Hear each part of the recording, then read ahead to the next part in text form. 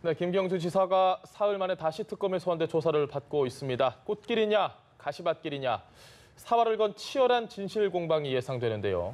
김 지사가 혐의를 전면 부인하고 있는 가운데 특검은 드루킹 김동원 씨를 소환해 대질 조사가 이뤄질 것으로 보입니다.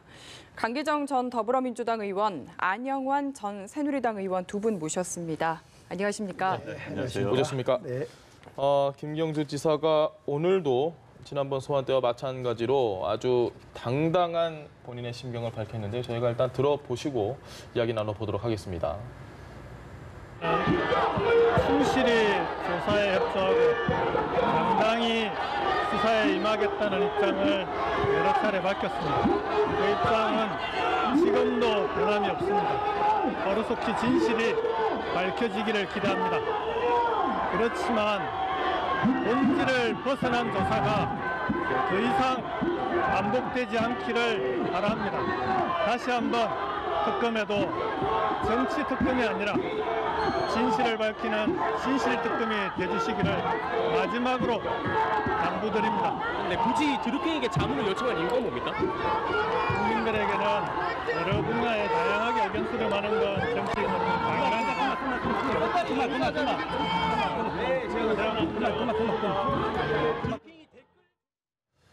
네, 상당히 좀 뼈있는 소감이 많습니다. 오늘도 정치 특검 아니라 진실을 밝히는 진실 특검 이야기도 있었고요. 본질 벗어난 조사 더 이상 반복되지 않길 바란다. 어떻게 들으셨습니까?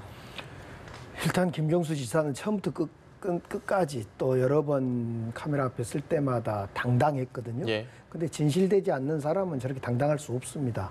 그런 점에서 진실특검을 강력히 촉구했고 본질을 벗어나지 말아라 이렇게 했는데 예. 여기서 본질이라는 건 결국 애초부터 특검에서 이야기한 선거법도 있었지만은 드루킹과의 공범 관계가 본질이었단 말입니다. 예. 드루킹 특검의 핵심도 그랬고 그래서 드루킹과의 공범 관계에 대해서 지난번 충분히 조사했는데 이번에 또 이제 선거법 관련 조사를 추가로 3일 만에 다시 하고 있으니까 본질을 벗어나지 말고 진실 특검을 해라 이런 이야기를 한 것 같아요.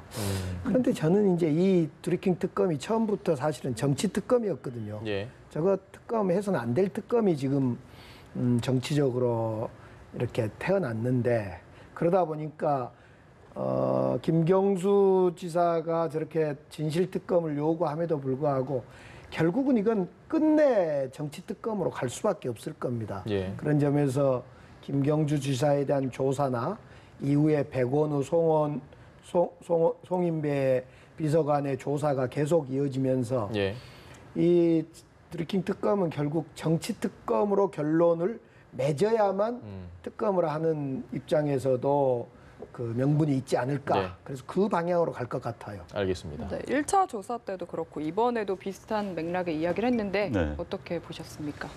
그래서 이제 뭐 정치 특검 이야기를 하셨는데 이제 통상적으로 이른바 공인들, 예. 유명한 분들이 검찰 포털에 쓰면 하는 이야기가 공통된 이야기였습니다. 검찰에서 충실히 소명하도록 하겠습니다. 예. 성실히 소명하도록 하겠습니다. 딱 한 문장 하고 들어갑니다. 대부분이. 그런데 이제 김경수 지사는 굉장히 문장이 길어요. 예. 문장이 긴데 일종의 정치 행위를 한 것이죠. 이건 정말 본인이 정치인으로서 저건 피의자의 행위가 아니라 정치인의 정치 행위를 한 겁니다. 그렇기 때문에 이제 뭐 본인은 하고 싶은 이야기 하겠다지만 또 일부에서는 이 특검을 하게 된 배경이 결국 본인인데 예. 그렇다면 좀 겸손했으면 낫지 않았을까 한 지적도 분명히 있습니다. 물론 김경수 지사의 지지자들이야 뭐 잠입것도 던지고 그런 예. 분위기였지만 또 다른 시각도 있거든요. 어찌됐든 김경수 지사는 굉장히 유명인사 되어 가고 있습니다. 지금 정치 얘기를 또 하고 있는 것이죠. 네. 알겠습니다. 뭐 꽃 던지는 분들도 있었고 오늘 이 노란 바람개비 이게 봉하마을을 상징하는 걸로 알고 있습니다. 그런 것들도 좀 눈에 띄었는데 김동호 씨가 나와서 지금 대질신문을 곧 할 예정이라고 합니다. 근데 검찰이 대질신문을 하기 전에 이렇게 공개적으로 브리핑을 통해서 이제 곧 대질신문에 들어갑니다라고 얘기하는 걸 그렇게 많이 본 적은 없는 것 같은데요. 어떻게 보십니까? 지금 이제 특검도 이것을 진실 규명하는 것보다도 예. 최대한 명분 찾기를 하고 있는 것 같아요. 사실은 이 조사가 지금 김경수와 관련된 조사가 압수수색, 김경수 지사의 사무실 압수수색할 때부터 밤 12시를 넘겨서 사실은 증거를 찾기가 어려운 사건이라는 걸 반증하고 있거든요. 그리고 지난 3일 전에 16시간 동안 조사를 했음에도 불구하고 더 뭐 물을 것이 많다. 이렇게 물을 것이 많을 수 없는 거거든요. 예. 그리고 이제 급기야 대질신문, 드루킹과 대질신문까지 하고 있는데 사실은 이 사건의 드루킹 우리 김동원 씨는 처음부터 단순 지지자였다가 어떤 권력을 거래하는 예. 거래꾼이 돼버렸단 말입니다. 예. 그래서 말도 바꾸기도 하고 때로는 특검도 협박했다가 과거에 그 특검이 아니라 검찰 예.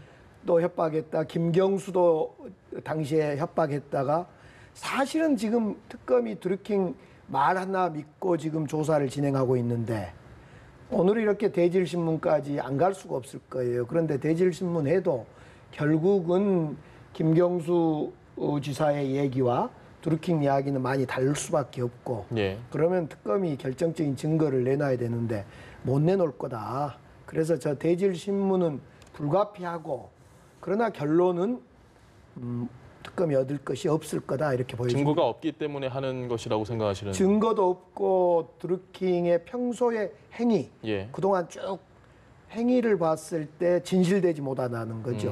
네, 그러니까 알겠습니다. 드루킹 김동원 씨의 진술의 신빙성이 낮다는 말씀을 좀 해주신 것 같은데요. 네. 반면에 야당에서 얘기하는 부분은 김경수 지사가 지난 4월에 처음 기자회견을 했을 때와 네. 지금은 좀 뉘앙스가 많이 바뀌었거든요. 이 부분을 많이 바뀌었죠. 이야기를 하더라고요. 그렇죠. 한 4개월 사이에 처음 김경수 지사가 드루킹에 대해서는 나에게 찾아온 많은 지지자 중에 한 명이었다. 예. 그럼 문자 메시지 뭐 이메일 보내면 그냥 답변만 해주는 정도였다라는 수준이었는데 점차 이제 조사 결과 드루킹 쪽에서 자료가 나오면은 그게 아니었다. 이제 결국은 드루킹 사무소까지 갔다. 여기까지 나온 것이죠. 그런데 결국은 드루킹 사무소에 갔는데 과연 킹크랩이란 그 시연을 예. 그 시연에 참가했는가 아니면 안 했는가 이제 여기까지 와버린 겁니다. 자기가 파주에 있는 사무실 바쁜 국회의원이 거기까지 갔다는 것은 보통 가까운 관계는 아닌 것이죠. 예. 그럼 거기 갔는데 현재 이제 업무 방해입니다. 업무 방해를 지시했는가 공모했는가 결국은 킹크랩이라는 시연을 받는 건데 지금 김경수 지사는 갔는데 난 그걸 보지 않고 예. 경공모 조직도를 보고 왔다. 이 이야기거든요. 그러면 어느 친하지 않은 사람이 자기 조직을 다 보여주고 하겠습니까? 예. 이제 굉장히 말이 엇갈린 거예요. 그런데 이제 김경수 지사가 굳이 안 봤다고 한 이유는 만약에 봤다고 한다면 결국 킹크랩을 시연한 걸 봤고 결국 이것을 이용해서 대규모로 댓글 작업한 것을 공모 또는 지시했다는 게 연관이 되기 때문에 마지막 거기는 부인을 하고 있는 겁니다. 네. 물론 누구 말이 맞는지 모릅니다. 결국 사법부가 판단하겠죠. 그다음 이제 합리적 의심이라는 게 있지요. 드루킹 입장에서 본다면은 현재 김경수 씨는 엄청난 권력의 실세입니다. 예. 이 정부가 몇 년 계속 갈 겁니다. 사실 업무 방해는 큰 죄가 아니에요.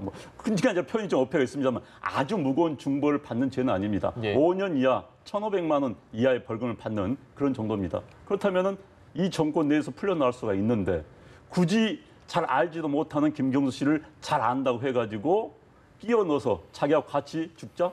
이럴 이유가 있겠습니까는 합리적 의심이 드는 것이죠. 물론 김경수 씨 입장에서 보면 여기에 말려들면 정치 인생이 끝나는 겁니다. 그렇기 때문에 서로 이제 이야기가 엇갈린 거죠. 그러나 이제 과연 누가 거짓말을 하고 있는가를 본다면 이해관계에 대해서는 좀 평가가 가능하죠. 그래서 이제 현재 특검은 두 사람이 친하기 때문에 그런 거 아니냐라는 것을 계속 강조하는 거고 그래서 그동안 관련 무슨 정책 자료를 검토해달라 이것을 이제 이야기한 것은 특검 네. 이야기한 것은 그만큼 두 사람 관계가 돈독한 거 아니냐 이걸 보여주기 위해서 내놨던 거고요. 물론 최종 판단은 사법부가 합니다만은 우리 이제 제가 말씀드렸던 그런 합리적인 의심을 할 수가 있는 것이죠. 알겠습니다. 뭐 진실이 무엇인지에 대해서는 저희가 정확하게는 알 수는 없지만 지금 이 여야 반응을 좀 볼 때 사실 이런 얘기가 있습니다. 여당에서 너무 지나치게 김경수 감싸기에 나서는 게 아니냐. 여당이 하는 건 너무 좀 특검 입장에서는 압박감을 느낄 수 있다. 이런 이야기도 있습니다. 이에 대해서는 어떻게 보십니까? 저는 개인적으로 특검이 노회찬 의원이 이제 죽고 나서 예. 엄청난 부담을 갖는 것 같아요. 뭔가 성과를 내야 되는데 드루킹이나 도 변호사도 2번 영장 청구를 했다가 기각됐는데요. 예. 도 변호사나 또 다른 사람 해산 지금 3명 구속돼 있는데 이렇게 3명 정도 구속돼서는 특검의 존재 이유가 없다라고 국민들이 판단하고 야당이 질타를 할 거다. 그래서 봐주기 수사한 거 아니냐라고 특검을 몰아세울 것. 그러면서 한편으로는 결국 M1 노회찬 의원만 죽게 만들었다. 이런 예. 비난에 대해서 특검은 방어를 해야 될 겁니다. 예. 그러다 보니까 김경수 지사 또 백원우 이 정부의 관계자들을 계속 끌어넣는 행위를 하고 있는 거 아니냐. 예. 그러다 보니까 과잉 수사가 되는 것 아니냐 이렇게 이제 보는 거죠. 물론 김경수 지사를 이재명 지사와 달리 감싸는 거 아니냐. 예. 실세니까 감싼다 이런 얘기도 일부 있는 걸로 알고 있는데 예. 그렇지 않다는 겁니다. 이 드루킹 특검은 처음부터 정치 특검이었습니다. 이거 특검으로까지 갈 이유가 없는 특검을 당시에 국회에서 야당 주장이나 많은 사람들이 지방선거 앞두고 6.13 선거 앞두고 주장해서 만들어진 특검입니다. 예. 그런 점에서 저는 김경수 지사와 드루킹의 지금 대질신문도 있고 그렇습니다만 단순 지지자, 뭐 적극 지지자 있죠. 드루킹과 경공모가. 예. 경공모의 적극 지지자가 나중에 인사거래를 하고 협박을 하고 또 때로는 검찰과 거래를까지 하려고 했던 예. 그런 사람이다. 그래서 김경수 지사가 어떤 의미에서 억울하다. 이렇게 보호를 하고 있는 겁니다. 알겠습니다. 네. 제가 같은 질문 드리겠습니다. 여당이 지나치게 김경수 감싸기를 하고 있는 게 아니냐. 이에 대해서는 어떻게 보십니까? 뭐 그런 지적이 나올 수가 있지요. 예. 특히 이제 뭐 여당 뭐 고위 당직자뿐만 아니라 지금 후보로 나온 당권 후보로 나온 3명의 후보가 모두 물론 예. 3명 중에 1명이 당권을 찾게 되고 당대표가 되겠죠. 여당에.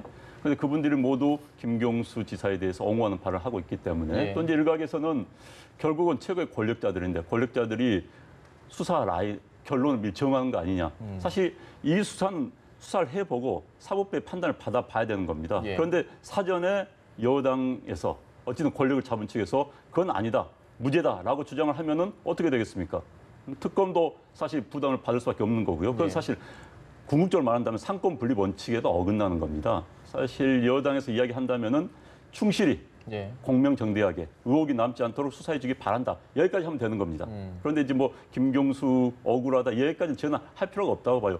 김경수의 개인 친구들을 이야기할 수 있습니다. 예. 김경수의 친척들 할 수 있습니다. 그러나 고위 당직을 맡고 있는 공인들을 그 이야기 한다는 것은 저는 적절하지 않다고 봅니다. 알겠습니다. 네, 어쨌든 저희도 김경수 지사 이야기를 계속해서 하고 있고 정치권도 그렇고 안 의원님께서 뭐 유명해지고 있는 것 같다 네. 이렇게 말씀을 하셨는데 김경수 지사가 이번 사건으로 인해서 정치적으로 타격을 입었다라는 평가도 있고요. 반면에 뭔가 참모 이미지를 벗고 오히려 입지를 단단히 했다는 의견도 있습니다. 어느 쪽에 공감하시나요? 이제 김경수 지사 하면 문재인 노무현 대통령의 사실 복심 예. 이렇게 이야기를 해왔는데 이번 과정을 통해서 진실이 명명히 밝혀지고 이 드루킹 사건과 관련이 없다고 판결이 난다는 수사 결과가 난다는 걸 전제한다면 김경수 지사는 스스로가 이 가시밭길을 당당히 헤쳐온 사람으로 단련된 사람, 예. 큰 사람으로 국민들 속에 비춰질 거다라고 생각합니다.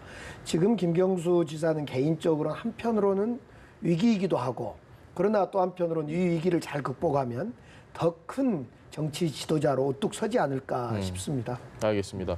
정제되지 않은 표현의 질문을 한 가지 드리고 싶은데 네. 하실 말씀 있으면 혹시 먼저 하시죠. 아니 뭐 비슷한데 예. 김경수 지사에 대해 사실 정치인 얼굴 아는 게 굉장히 중요합니다. 그런데 김경수 지사 얼굴 아는 분이 사실 없었어요. 그냥 예. 김경수만 했지만은 거의 매일 TV에 나오는 김경수 지사 이제 얼굴 모르는 사람이 없을 겁니다. 그렇죠. 그건 굉장한 정치적 자산을 얻은 것이죠. 또 하나는 이제 저 범죄가 어떤 개인 범죄는 아닙니다. 예. 조직 범죄 본인이 뭐 주동자 뭐 이 정도가 된다고 볼 수가 있는 것이죠. 그렇기 예. 때문에 본인 입장에서 본다면은 뭐 떳떳한 부분도 있어요. 그러니까 저렇게 본인이 예를 들어서 무슨 뭐 정치자금법을 했니 무슨 뭐 개인 사생활 문제로 포텐을 섰다면은 저렇게 당당할 수가 없는 것이죠. 이제 그런 측면이 있는 거고 단 그건 있습니다. 이제 거짓말 논란 휩싸일 수는 있습니다. 예.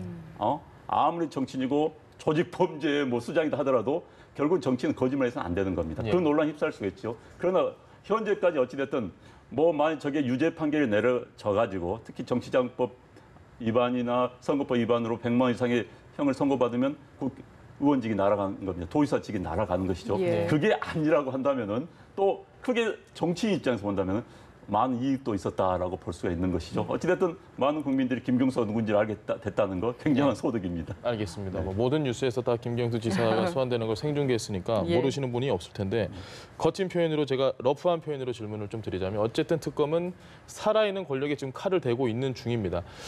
특검의 앞날 어떻게 마무리가 날 것으로 보십니까? 특검은 이제 본인이 그 특검 기한을 연장하거나 이러진 않을 것 같아요. 예. 연장해도 더 할 수 있는 수사 내용이 없기 때문에 그러리라고 봅니다. 다만 지금 이제 백원우, 송인배 등 청와대 관계자들을 추가로 조사하지 않겠냐 이렇게 생각합니다. 예. 물론 마지막 순간에 본인들의 그 결백 특검의 수사를 완벽히 잘했다라는 걸 주장하기 위해서 김경수 도지사를 구속영장을 청구하는 증거인멸 우려 때문에 거짓말하고 있다 그런 우려 핑계를 대서 영장까지 칠 수 있는 가능성도 열려 있긴 합니다만은 예. 현직 지사를 거기까지 가는 것은 특검이 무리라고 봅니다. 그런 점에서 특검이 할 수 있는 건 지금 김경수 지사 오늘 대지 질문까지 끝내고 예. 2차 조사 끝내고 추가로 백원우, 송인배 비서관까지 조사를 하면서 불구속 기소하는 방식으로 김경수 지사를 불구속 기소하는 방식으로 특검을 마무리하지 않을까 이렇게 생각해 봅니다. 알겠습니다. 네, 두 번째 이슈로 넘겨보겠습니다. 국민권익위에서요, 피감기관의 지원을 받아서 해외 출장을 다녀온 의원 중에 좀 김영란법 위반 혐의가 있는 38명의 명단을 지금 문희상 국회의장에게 넘겼습니다. 네. 근데 지금 별도로 조사도 하지 않겠다. 그리고 네. 명단도 공개하지 않겠다고 네. 했거든요. 네. 어떻게 보십니까? 국민들이 화나죠. 그럼요. 어찌됐든 피감 기관의 지원을 받았다.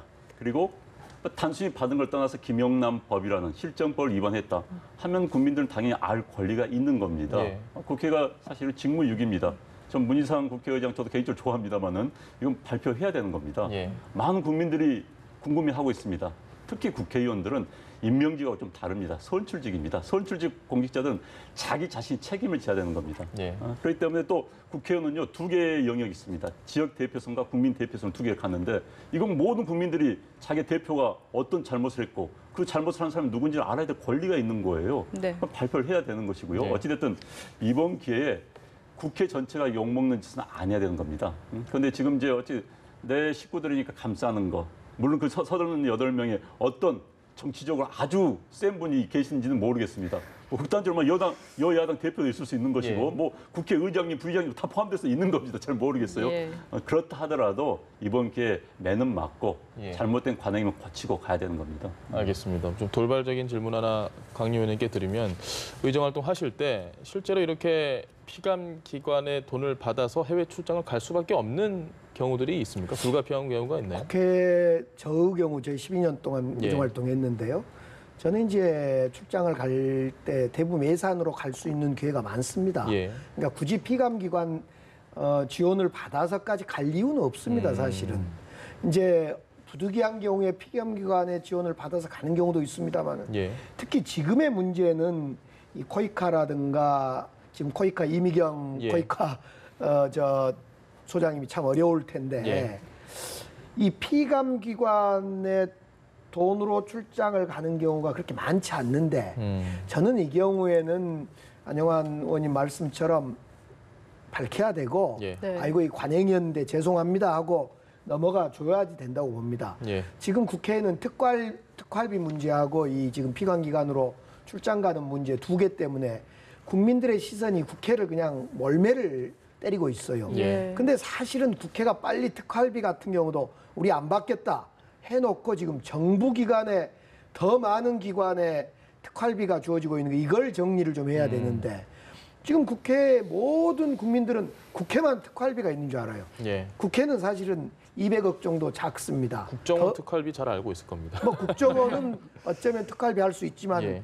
많은 정부 기관에 특활비가 많다. 이것 정리 빨리 해야 됩니다. 그러면 국회에서부터 털 건 털어야 됩니다. 알겠습니다. 뭐 빈손 국회부터 해서 네. 사실 국회가 좋은 소리 들었던 적이 없는데 여기서 하나 더 짚고 넘어가야 되는 게 그 38명의 명단을 네. 공개 안 하는 건 물론이고 네. 국회에서는 피감 기관에게 네. 문제가 있으면 너네가 조사를 해서 제가 좀 쉽게 표현하겠습니다. 네. 문제 있으면 너네가 우리한테 얘기해 달라. 우리가 문제가 있다고 피감 기관한테. 이건 좀 상식적으로 쉽게 납득이 안 되거든요. 피감 기관이 어떻게? 예. 상급 기관입니다. 그러니까요. 상급 기관을 조사한 다음에 당신들 이런 잘못했습니다라고 어떻게 발표를 하겠습니까? 그러니까요. 설사 조사한다 하더라도 국회에 갖다 바치겠죠. 발표는 국회에 내주십시오. 할 수가 그건 과도한 주장이고요. 아마 면피 또는 책임 회피일 가능성이 높은 것이죠. 사실 국회가 이럴 때 당당해야 되는 겁니다. 특히 뭐 이제 방금 특활비 문제 말씀하셨지만 예. 특활비 문제도 이제 정리해야 되는 겁니다. 예. 사실 많은 국민들이 가장 신뢰가 낮은 믿을 수 없는 기관으로 국회를 꼽습니다. 예. 또 정치인을 꼽습니다. 그럼 이제는 언제까지 정치인 욕먹는 기관이 돼야 되겠습니까? 특히 이제 정치인들이요. 우리 뭐 강기정 의원님이야 정말 깨끗하게 의정 활동했고 예. 그런 분이시지만은 정말 국회의원들이 이렇습니다. 한 개인의 이름을 지정해서 욕을 뭐 하면은 괜히 뜨거워합니다. 무서워해요. 그런데 국회 전체가 잘못됐다 하면 자기 일이 아니라고 생각하는 거예요. 국회가 이번도 잘못했어 하면 내 일은 아닌 거예요. 예. 난 아니면 국회예요, 국회. 그렇기 때문에 이번 38명의 이름도 이번에는 밝혀서 예. 개개인들이 위험하구나. 내게는 잘못했다가 개인이 다칠 수가 있구나. 국회 전체 문제가 아니라 이런 한번 사례를 만들어줄 필요가 있다고 보거든요. 예. 그리고 이번 기회에 국회의원들 반성해야 됩니다. 어떻게 맨날 욕만 먹고 삽니까? 네. 알겠습니다. 네, 나 아직 반성을 못하신 것 같다는 생각도 드는 게요. 이게 문제가 되니까 원칙적으로는 금지하겠다. 대신에 필요하다면 자문위원회를 구성해서 심사하겠다고 했는데요. 지금 뭐 심사 기준 같은 것도 전혀 나오는 게 없고요. 지금 비감기관의 돈으로 해외 출장 가는 문제뿐만 아니라 국회에서 저도 많이 갔거든요. 예. 국회에서 가는 많은 출장에 대해서 이제 지난 정세균 의장 시절에 지난 전반기 때 이걸 심의해서 좀 엄선해서 가자. 예. 꼭 가야 될 출장 가고 다녀오면 반드시 보고서도 충실히 쓰자 이런 어떤 그 입장을 정세균 의장 때 내놨어요. 예. 그거의 연속선상인데요.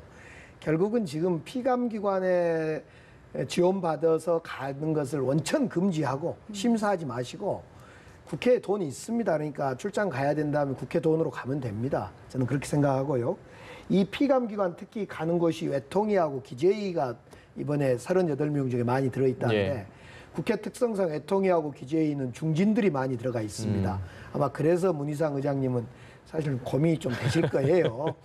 네. 알겠습니다. 주제를 좀 넘겨보겠습니다. 산뜻하게 민주당 이야기로 넘어가 볼 텐데요. 일단 강 의원님께 먼저 여쭤보겠습니다. 뭐 이호철 전 수석도 그렇고 전해철 의원도 그렇고 양정철 전 비서관 이 삼철 세 분이 일단은 뭐 우리는 당권 레이스에 크게 뭐 누군가를 지지하거나 하지 않는다 중립 선언을 하긴 했습니다. 하지만 공공연하게 누가 누굴 지지하는지는 이야기가 이미 다 뒤에서 돌고 있고요. 이 상황은 좀 어떻게 해석하고 계십니까? 이제 삼철이 그동안 친노의 삼철 이래가지고 오랫동안 딱지 붙이기가 딱 돼 있는데 사실은 삼철이 그렇게 뭐 어떤 영향력을 행사하거나 이러진 않는 것 같아요. 예.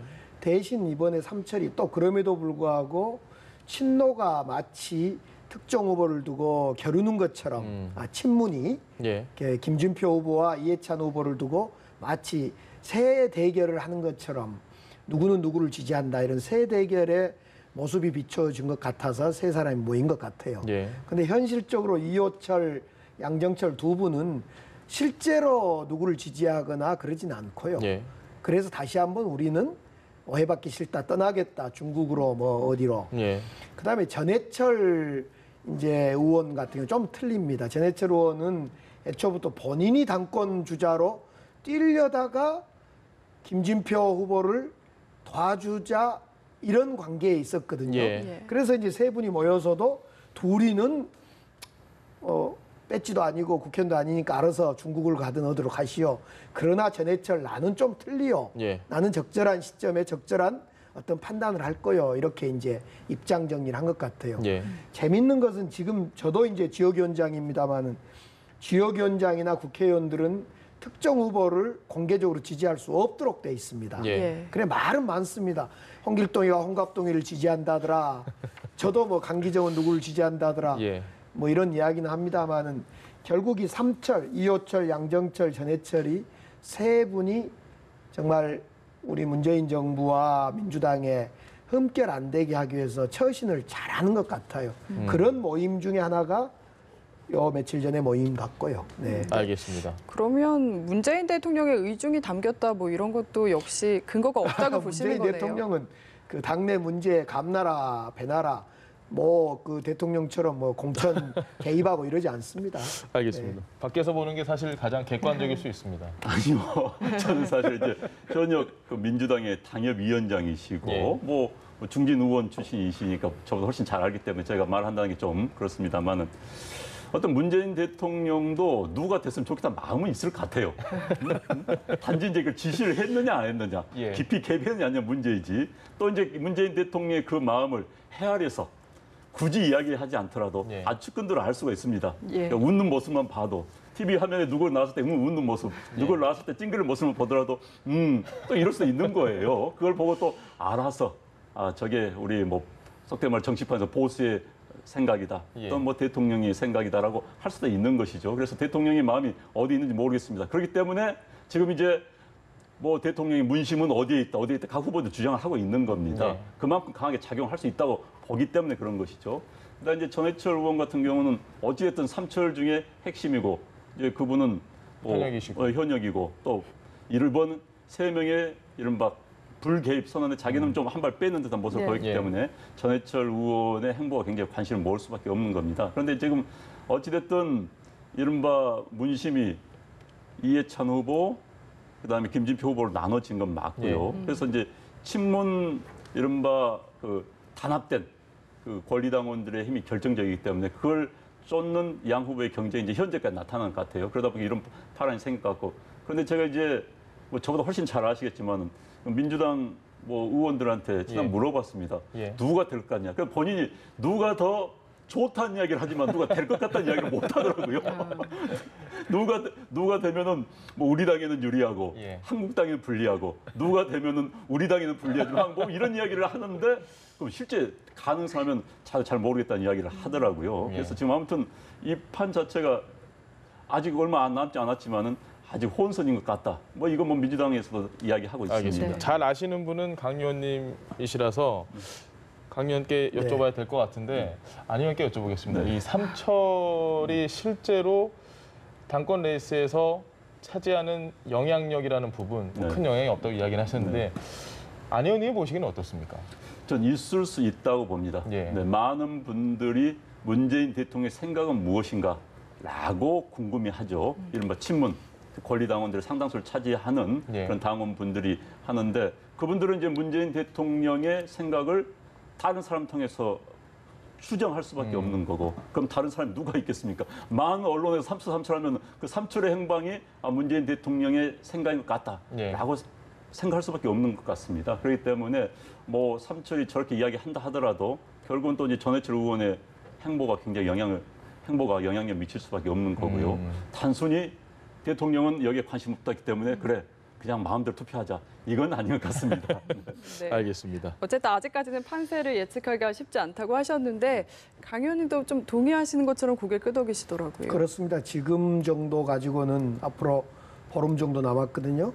지금 이제 한 3분의 2 유세, 지역 유세를 쭉 돌았는데 앞으로 제일 큰 경기도, 서울, 인천 이렇게 큰 데가 남아 있습니다. 예.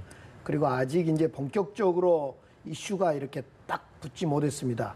초기에 이재명 지사에 대해서 어떻게 하냐 이것 가지고 약간 논쟁을 하다가 후보자끼리 최근에 이제 문실장 논쟁이 안 있었습니까? 예. 대통령과의 이 문심 또는 당정청 관계를 어떻게 해야 되냐 이걸 논의하다가 문실장 논의가 됐었는데 예. 이건 이제 중요한 논쟁점입니다. 향후에 당정청 관계를 어떻게 해야 될 거냐 이것이 이제 후보끼리 논쟁이 시작되면 좀 더 뜨거워질 거라고 보여지고 이런 이슈가 잠복되어 있고 특히 이제 협치를 어떻게 할 거냐 예. 협치를 어떻게 할 거냐 문제도 여전히 이슈로 잠복되어 있습니다.